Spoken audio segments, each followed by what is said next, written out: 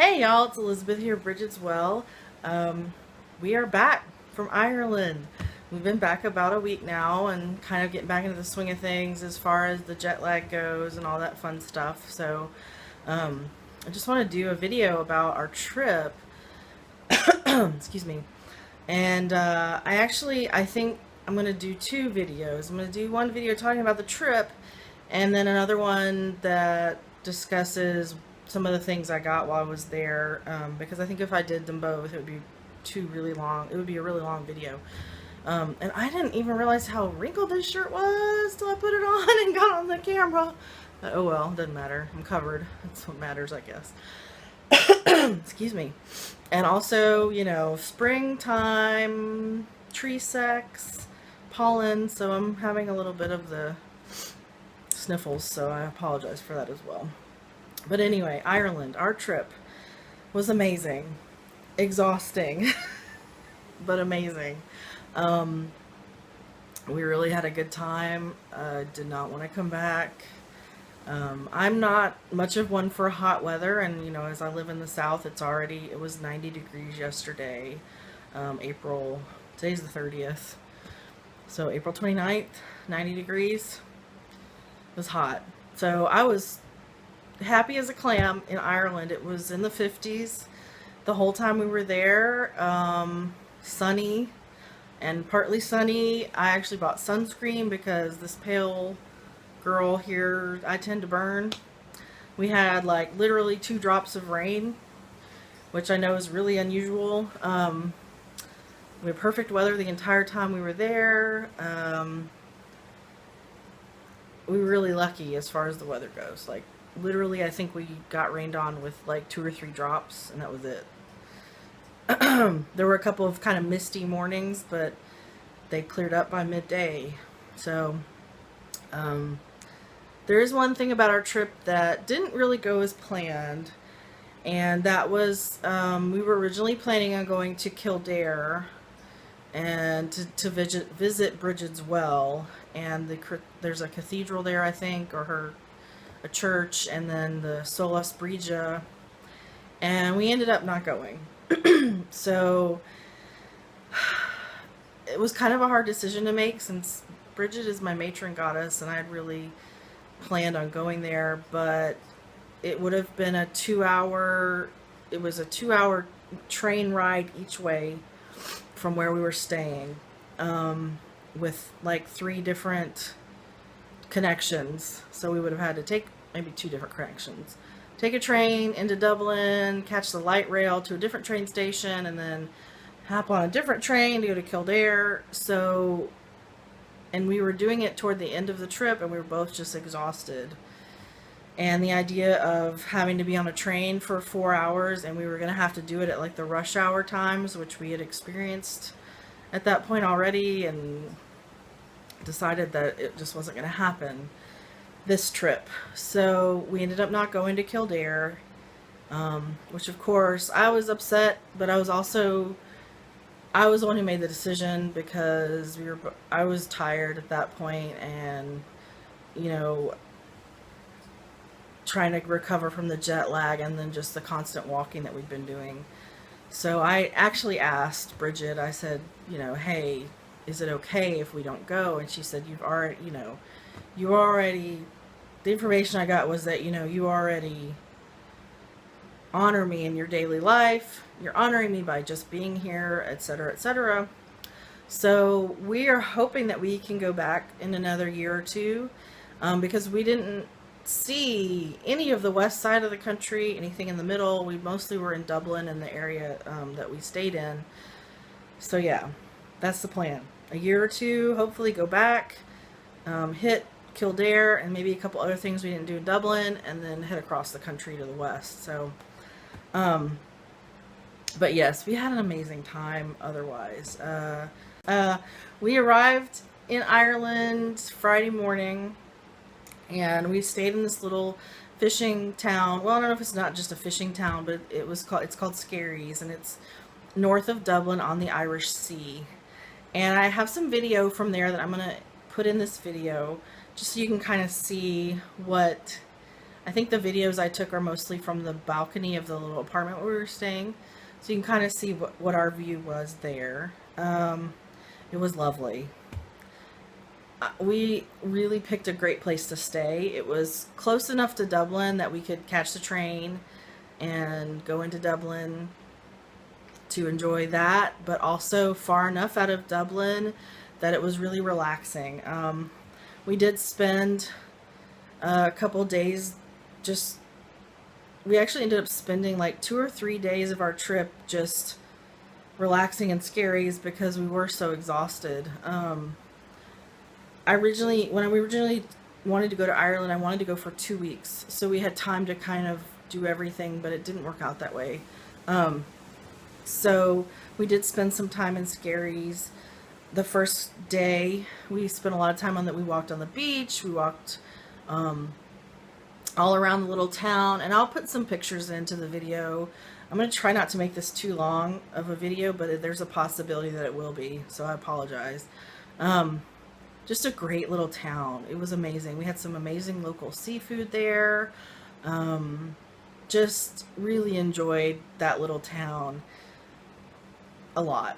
It was great to look out over the Irish Sea in the morning and at night and just watch people, a lot of people walking their dogs and they had their kids out. We were actually arrived in Ireland on Good Friday. I would recommend if you go somewhere to a foreign country, check the holidays, because that did kind of throw a bit of a wrench in our plans.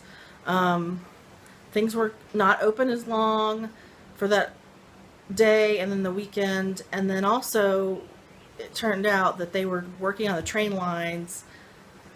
I think it was Saturday, either Friday, Saturday, Sunday, or just Saturday, Sunday. So we were trying to figure out the bus schedules, and that didn't work out because we don't know the streets in Dublin, so I couldn't tell where the buses were going.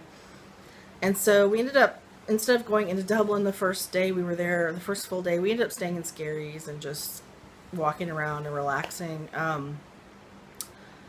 But next time we go, I'm definitely going to be more aware of the holidays, bank holidays, and that sort of thing. So yeah, we took the train into Dublin a couple times. More than a couple times. Maybe it was just a couple times. It feels like it was more than a couple times. Dublin is really interesting, but for me, it was very busy and crowded. Of course, it's a capital city. It's going to be busy and crowded. It's not somewhere that I would want to stay, like as far as like get a B&B there or a hotel room and stay in Dublin. I'm so glad that we did not stay in Dublin because it was busy, it was loud. I mean, it was beautiful. To me, it felt like a very gray city, and I guess it being a bigger city and older, it just was a lot to take in. It was overwhelming. And then trying to find trying to find where you're going in a place that you're not aware of is kind of stressful. But we got through it. We made it. We found out that we realized after the first couple days of walking everywhere that taxis are our friend. So yeah, but anyway, I would recommend it. Go to Ireland if you can. So some of the things that we ended up doing on our trip, I actually wrote a few of them down just so I wouldn't forget. So the first day we went into Dublin was on a Monday. It was on the Monday, and we went to see the Book of Kells, which has been on my bucket list forever. So we get to Trinity College, which is absolutely gorgeous. I mean, it is beautiful. It's got the old architecture, and it's just, I can't even describe how gorgeous it is. It's like literally in the middle of the city, which is all, stone and no greenery really. And you walk through the front gates, and it's like a huge green area and old college buildings. It was gorgeous. So we went to where the Book of Kells is, and we waited in line for 45 minutes. I didn't realize you could buy tickets online ahead of time and get in easier, but oh well. Talked to a few people online, which was nice. But Waited in line for 45 minutes and got in, and of course, you can't take any pictures in the Book of Kells or of the Book of Kells because of the age of the document. They don't want it destroyed, which was really cool. The Book of Kells was neat. Of course, you could only see like 1 or 2 pages of it, and it was really packed because we went first thing, which I think everybody did. And so we were trying to like look at this book, and there's people everywhere. It was neat. It was neat. My husband was like, "What about the Book of Kells?" I was like, "I really would have liked to have been able to flip through it to see it, but of course you can't do that." So after we saw the book, we went into the long library, which was an incredible, life-changing event for me. I've always loved books and libraries, and I mean, I'm getting teary-eyed thinking about it. We walked in, and I'll put some pictures in too of this, but it's tall, cathedral-y ceiling room with just lines and lines of books, floor to ceiling. You can't go touch the books because they're really old. And it smelled like old books and campfire mixed together. It was like heaven. I told my husband, I was like, "You can just leave me here. I'm good for life." I loved it. They had like marble or stone busts of different figures. One was Shakespeare. A lot of them I didn't know who they were specifically, but I'm assuming they were literary figures and Irish figures. They also had the oldest harp in Irish history. Now, there was originally it had been thought it was Brian Boru's harp, but I think they had discounted that theory over time. So, but yeah, walking to that room, I was in my happy place. You could bury me there. I mean, I wish that they could bottle that smell and that just the feeling in that room, because I would have bought it. I walked in, I was like, "Oh my God, I'm in heaven. I'm literally in heaven. You can just leave me here." That was amazing. So that was definitely a highlight.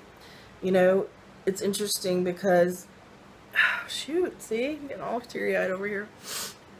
The things that I thought would be so, like the Book of Kells, would have had a more profound experience, but walking into the long library, I think I really have actually been there before in a past life, because it just was like home, felt like home to me. So that was amazing. Yeah. We also had some Guinness. We didn't actually end up doing much in pubs at all, because by the time the end of the day came, we were exhausted and just wanted to collapse on the sofa at the apartment. So we did go into a pub once or twice. The Guinness tastes much better over there than it does over here, for sure. My husband even liked it, and he doesn't really like beer. He's not a beer drinker. But we didn't really get to see any music, which I've actually heard that it's better on the West Coast anyway, so next trip. But the thing we did the next day was also an amazing adventure. So we took a bus tour to Newgrange and the Hill of Tara. Went to the Hill of Tara first, and then to Newgrange. So if you don't know about the Hill of Tara, just a basic overview. It's first of all a sacred space for Druids. Second of all, they used to crown the High Kings of Ireland there. And there's a lot of people that take pilgrimages to that area, Druids. And our bus tour guide was talking about it a lot, how they're Druids. And he was a scientist and archaeologist, so he was a little bit skeptical, which is fine. I don't have a problem with that. People can be skeptical, that's fine. Your experience with the world does not have to be my experience. It's great. So we get to the Hill of Tara, and my husband and I are both kind of out of shape. I'm overweight. We're both kind of tired at this point because we overdid it the first couple of days we were there, walked a lot. So we are walking. My feet were hurting at this point a lot. We're walking up the hill, and literally every step is painful to me. Like, I cannot. We get up to halfway up the hill because on the bus tour you only have a certain amount of time.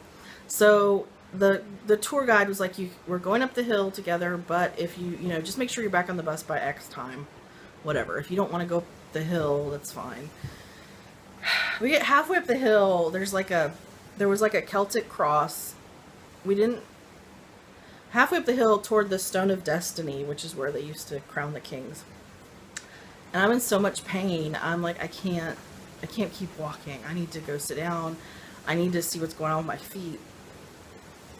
And at this point, I'm like, I think I have blisters. So, unfortunately, we didn't get to see the Stone of Destiny, which was okay, because something else happened at the Hill of Terror that was even better to me personally. So we go back down. I take my shoes and socks off, and I have blisters on the sides of both of my feet, which was a pain in the butt. So I ended up taking my socks off because that's what was causing the blisters, and that did help some.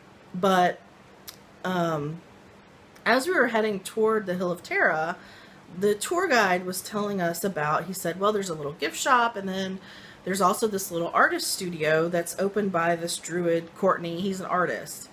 And in my head, I'm going, oh my God, Courtney Davis, who does Celtic art. And I've been collecting his artwork since I was a teenager, or like in my early 20s, something around there. I have some of his books. I used to have his Celtic tarot, which I don't do tarot, so I sold that. Just, it was a beautiful deck, but I didn't need it, so we sold it. So I'm like, oh my gosh, I think he's talking about Courtney Davis. So after we get back down the hill and I take my socks off and put my shoes back on, now I would have walked around barefoot the whole day if I could have. Trust me, because my feet hurt that much from those damn blisters. But anyway, we get down the hill to his studio, and yes, it is Courtney Davis. I did not know he had a studio in Tara. I think he's originally from Wales. So I didn't know that he was there. I was excited just the fact that he had a shop there. So we walk in and he is there. I got to meet him. I have a picture with him, which I'm going to put after this probably. But that was like one of the highlights of my trip, was I got to meet Courtney Davis, who is an artist that I have loved for years, probably 20 years. So he was lovely. He was absolutely lovely and wonderful. And I got a few prints from his studio, one of Bridget and one of the Horn God. I wish we'd had more time to spend there, but we had to get back on the bus, so I really didn't have time to really look at all of his artwork and things. So hopefully when we go back in a couple years, we can go to Tara again by ourselves, not on a tour, so we can actually take the time that we want to take. So that was a highlight. I was like, I'm done. I don't even need to see Newgrange. I can go home now. Which of course didn't happen. But that was amazing. And then we went to Newgrange. So Newgrange is a burial mound. And it is older than the pyramids. And it was amazing. Even in the pain I was in, it was still amazing. So you go in two separate groups. Our bus tour was divided into two separate groups, and so you can only fit so many people in there at a time. So we were in the first group to go in, and of course Newgrange is this huge, it's got quartz all around the edges, which they don't know if that's actually historically accurate, but the guy who restored it did it that way. The one of the stones is out in front. All the spiral carvings on it was amazing. Of course, you can't touch it. So you go in, and the guide said if you're claustrophobic, stay toward the back, which I'm not really, but still, it was a very tight squeeze, especially for someone who's a little bigger. So you have to kind of stoop down to get in, and at one point in the passageway, the stones are just a very narrow part where it's the top is narrow, but it kind of widens out. I tried to get through the top and I couldn't really, so I ended up crawling down underneath because there's no way that I'm gonna miss this, right? So we get into the chamber, and there were like 15 of us, and we were literally like sardines in there, but it was amazing. I mean, but the thing is, as soon as I got in there, I literally was having memories of being crushed. And I don't know if that was a past life thing specifically from Newgrange or some other mound, but it was like I literally like I felt everything falling in on top of me. And I started I was like, okay, it's not this lifetime, it's not this lifetime, and I felt better. So, I think I actually had a past life where I was crushed in one of those tombs, or maybe sacrificed or buried alive. I have no idea. But anyway, so we were standing there, and the guide is showing us the carvings, which were awesome. You know, we had to kind of move around in a little assembly line to see them because we were just packed in there like sardines. And they also there is above the door. There's another little window, and on the winter solstice, every year for like 17 minutes, if the weather's right, the light will shine through that window into the tomb for 17 minutes. So what they do is they simulate it for you. And so they turned off the lights, and it's so dark in there. Of course, I mean, it's a burial mound. It's so dark in there you can't see anything. And then they simulated that, which was really neat. It was amazing. My husband had a little bit more of a profound experience there than I did. He loved it.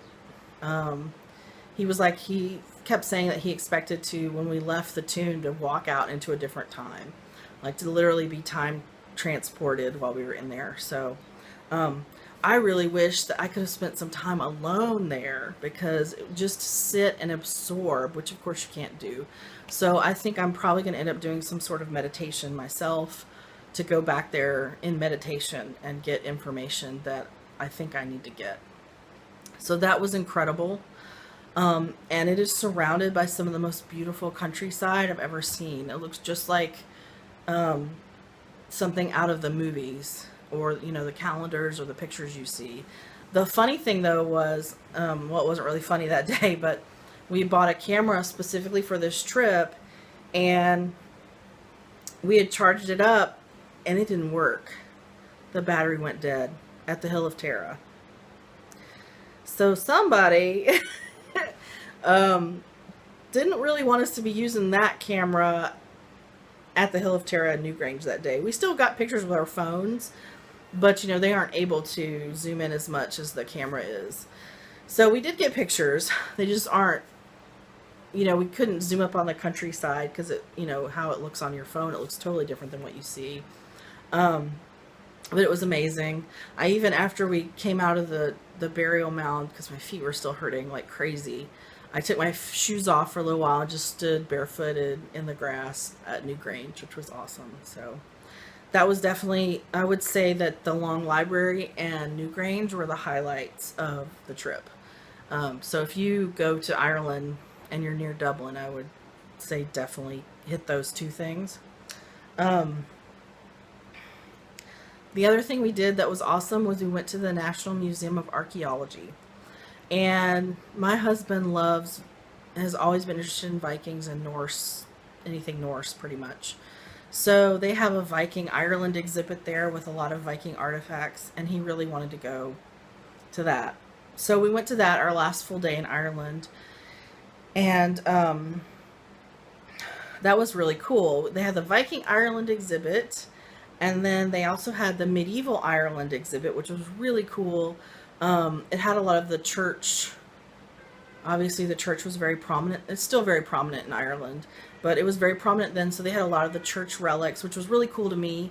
I honestly do believe that I've always been fascinated by the medieval era, so and the church, I think I honestly was like a monk or a nun at some point maybe more than once in my past lives. So getting to take pictures of a lot of those relics was awesome for me. That was definitely another highlight for me. They had an exhibit of Celtic art, which was very, very cool. Because I've always loved the Celtic artwork, and we got to see some of the torques and the brooch pins. I'm trying to think. They had a prehistoric Ireland exhibit. Oh, they had the bog bodies. Yeah, no thanks. Skeletons don't bother me at all. Like, they had skeletons there, they didn't bother me. Skulls that had been bashed in with holes in them, no problem. We got to the bog bodies, and I was just like, ugh. They grossed me out. What they are is they're people that have been sacrificed or fell into the bogs and died, and the bogs leach out the bones. So you're basically left with like preserved skin and hair and teeth. Well, not teeth, I guess. Preserved hair and skin. Those things skeeved me out. And like, they're not even, like, the ones they had weren't like full bodies. I think they may have had one. So the first one we saw was just a torso. Maybe it just hit a little too close to home for me, I don't know. But they grossed me out. I didn't get any pictures of those. So like, you could, it was just like laying like this, and like you could see the layers in the torso of like his, or oh, it was just gross. You know, because they're basically flat and just kind of like, you can look them up online, but they were not. Those was probably the least favorite part. Ugh, they were gross. Just make myself laugh. But yes, the National Museum of Archaeology, that was really cool. We also went to the GPO, which is the General Post Office, which is where the Easter Rising happened. And that was really neat. I didn't get any pictures there. I think at that point we were almost, it was the end of our last day, and I was really tired, but I was like, I really want to hit the GPO because it's such an important part of the Irish history. So we did go to that and go to the exhibit, which was really neat and very informative. I just didn't take any pictures there. And I really would like to do more and read up some on the Rising after that experience. So yeah, that was Ireland. I didn't want to leave. It didn't hit me that we were gone until we touched back down in Philadelphia, and there were some tears for sure. But yeah, it was amazing. It was an amazing first trip. So now we're hoping to go back in a year or two, hopefully. Now we kind of have a better idea of what to expect as far as jet lag and getting around the country, and maybe next time we'll rent a car. You know, driving on the other side of the road, they do drive, the roads are kind of narrow, and they do drive pretty fast on them. So that would be another experience. But anyway, that's our Ireland trip. I'm going to do another video to show the stuff that we got, or some of the stuff that we got, just because this video is already at 30 minutes. And of course I'll edit some of it out, but it's already at 30 minutes, and that's kind of long already. So I'm going to add a little bit of video from the beach, probably a few pictures. I'm going to do my best not to make this horribly too much longer than it already is. Thank you so much for watching. I hope you enjoyed it, and I wish you many, many blessings.